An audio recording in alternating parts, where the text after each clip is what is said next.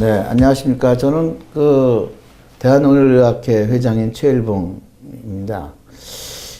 오늘 제가 드리고 싶은 이야기는 이제 온열 치료에 대해서 말씀드릴까 합니다.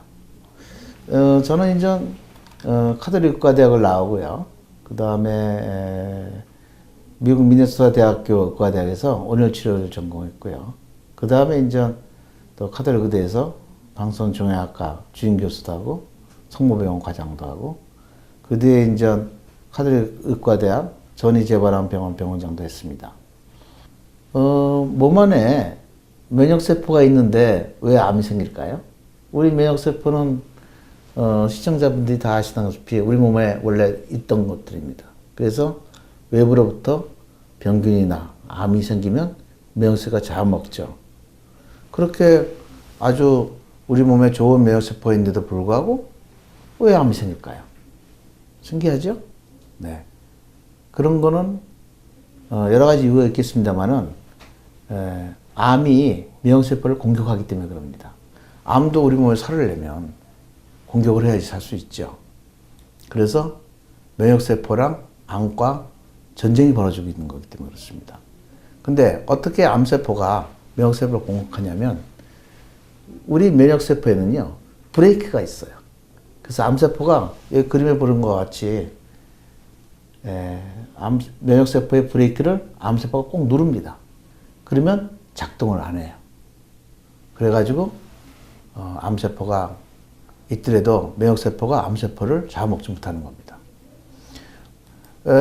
지금까지 알려진 바에 의하면 우리 면역세포에는 8개의 브레이크랑 13개의 가속기가 있습니다.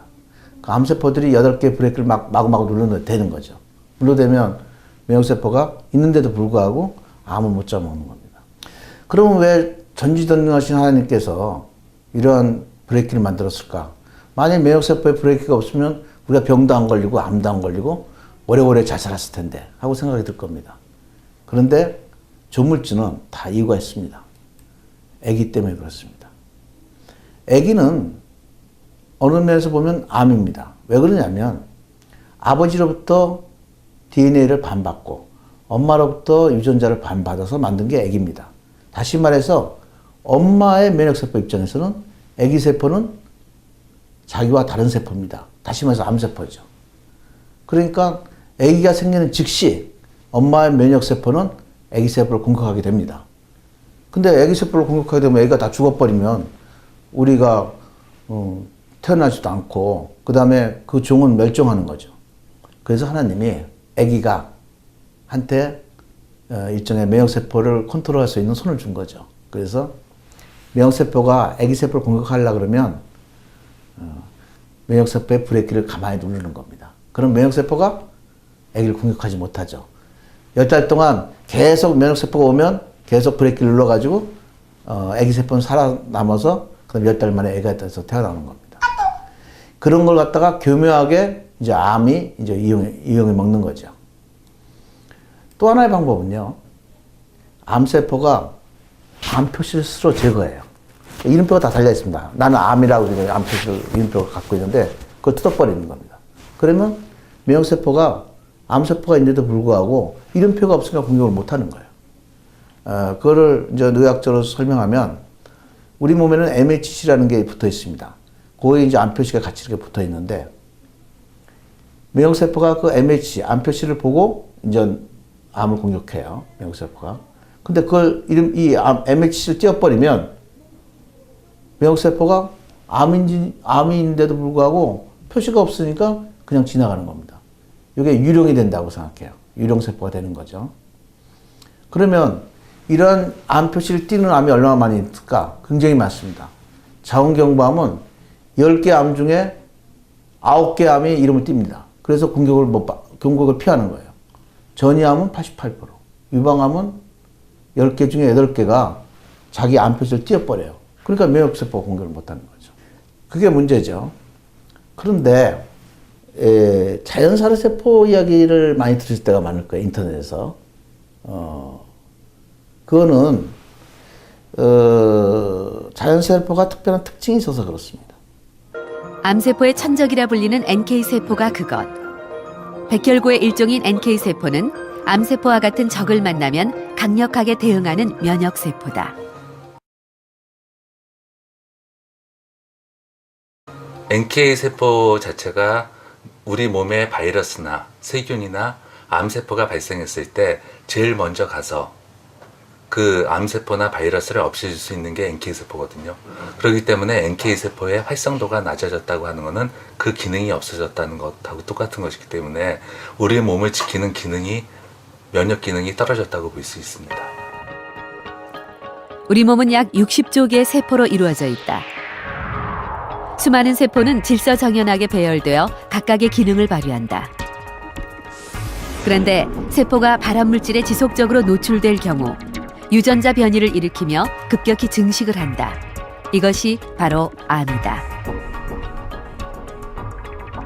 한편 심장 뒤 흉선에서 자기 몸의 단백질 구조를 배우고 익힌 NK세포가 인체를 돌아다니며 탐색을 하는데 암세포와 같은 적을 만나면 즉각 작전에 돌입한다.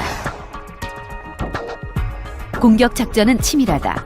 먼저 수상한 세포의 단백질을 확인, 그 구조가 다르면 적으로 간주한다. 곧장 당 단백질인 허포린으로 암세포의 막에 구멍을 뚫고 수분 이온 등을 주입해 암세포가 팽창되어 폭발하게 한다. 또는 단백질 분해 효소를 투여 자체 소멸하게 한다. 그러니까 NK세포의 활성도를 올린다는 가장 큰 의미는 자기 자신의 전체적인 면역력의 지표로서 보는 거거든요. 특히 암이 없는 상태에서, 그러니까 우선은 치료가 돼 있는 상태에서 자기가 노력함에 따라서 NK세포가 다시 정상적으로 올라갈 수가 있는 거거든요. NK세포는 그 수보다 움직임이 얼마나 활발하냐가 관건. 활성도가 높은 NK세포만이 암이나 바이러스 등 외부로부터 침투한 적을 공격할 수 있다. 실제 건강한 사람들과 암 환자들을 비교해보면 확연히 차이가 나는데 NK세포의 활성도가 낮다는 것은 면역세포로 제 역할을 하지 못한다는 것을 의미한다. 많은 인터넷이라든가 지금 보신 바와 같이 생로병사의 비밀에도 중요하게 다루고 있는 이유는 자연살 세포는 다른 면역세포와 달리 브레이크가 없어요. 그래서 암세포가 브레이크를 누를 수가 없고 암세포가 공격할 수 없습니다. 또 하나 중요한 거는 암 표시가 없어도 자연살 세포는 공격합니다. 더 정확하게 말해서는 암세포가 이름표가 없으면 이름표 없는 암세포만 공격합니다. 그래서 굉장히 자연살 세포가 좋다는 거죠. 또 하나는 자연살 세포 활성도 검사는 피검사로 간단하게 할 수 있고 이걸 하게 되면 본인의 면역력을 쉽게 알 수 있습니다.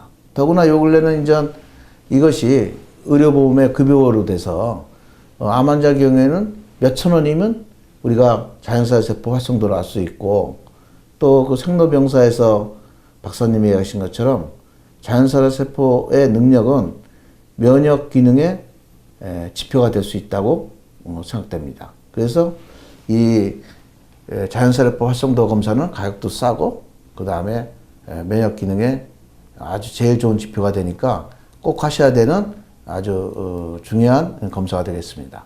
그런데 온열 치료를 하게 되면요, 이 자연살 세포의 활성도가 올라갑니다. 이와 같이 이게 치료 전에 이제 경우고요. 치료했더니 이 빨간 것처럼 이렇게 다 올라갑니다. 그래서 일종의 우리가 온열 치료는 면역 치료 일종입니다. 거기에 대해서는 올해 지난 5월 말에 하였던 이와 같은 아시아 온열학회의 주제입니다. 그래서 이같이 유명한 교수님들이 와서 온열 치료는 면역 치료이다 이렇게 얘기하셨고 온열 치료하게 되면 면역이 올라간다고 발표를 하셨습니다.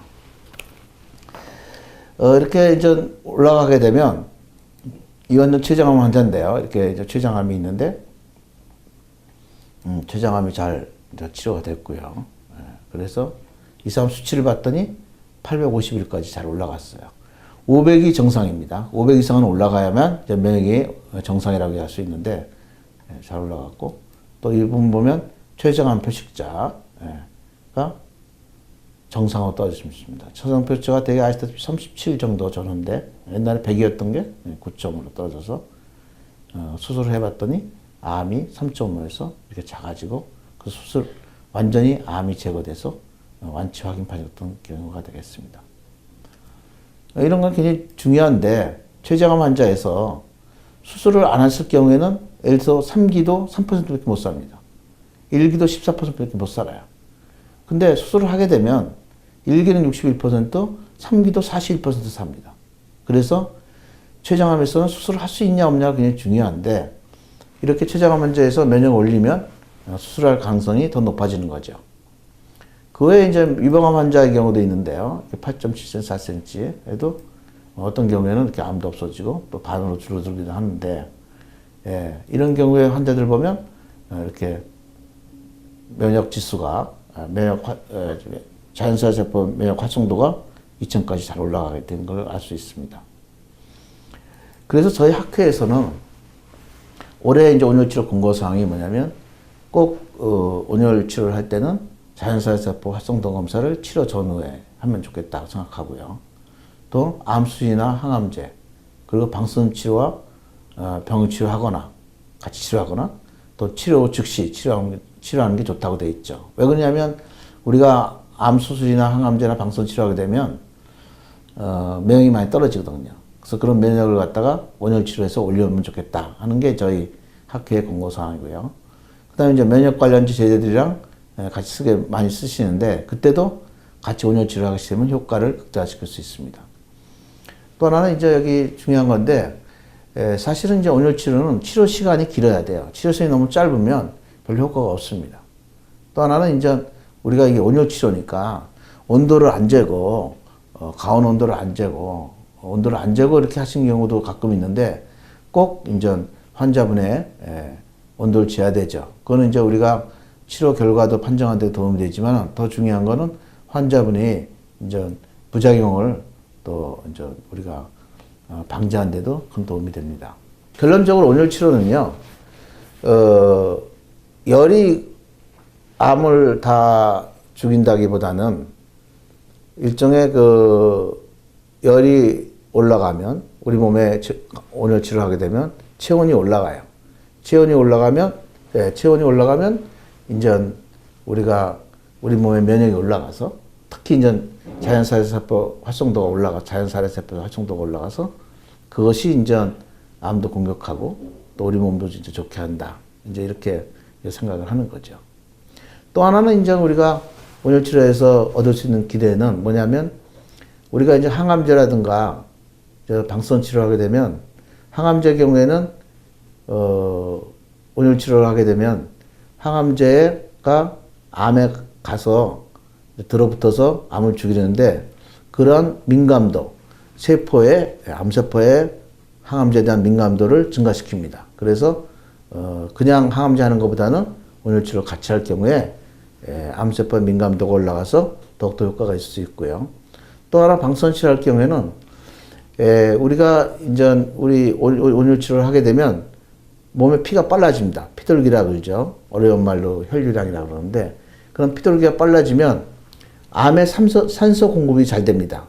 근데 방사선 치료는 산소가 많이 있어야만 치료가 잘 되는 치료법입니다. 그래서 암세포의 산소도가 올라가면 방사선 치료 효과가 또 올라가는 거죠. 그래서 제가 꼭 드리고 싶은 말씀은 방사선 치료나 항암제 치료할 때도 온열 치료를 꼭 병행했으면 좋겠고 또 하나는 그러한 이제 방사선 치료나 항암제 치료나 또 다른 이유 때문에 면역이 떨어지신 분들은 온열 치료를 해서 면역력을 정상적으로 끌어올리는 것이 매우 중요하다고 생각합니다. 감사합니다.